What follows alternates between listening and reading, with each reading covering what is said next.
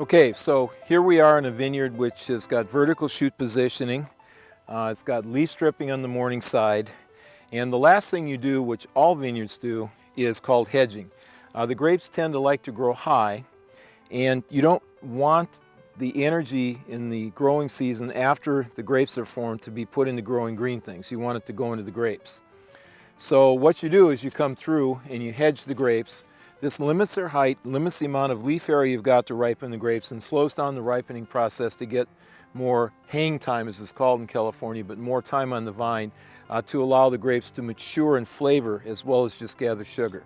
Now the grapes don't like being hedged. They still want to grow more shoots up vertically. So after a while, what will happen is, you can see it here, this has been hedged, and this plant is shooting up a little bit more. So it turns out that you come through a second time and you knock these off again.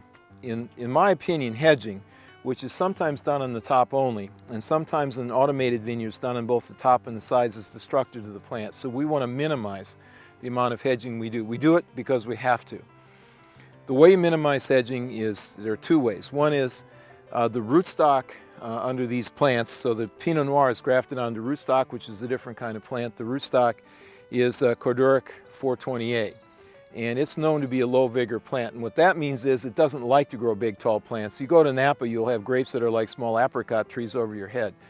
This rootstock likes to make small plants, and it stops growing green things about this time and starts putting its energy into the grapes, so you don't have to hedge it that much. Second thing we do is we do dry farming.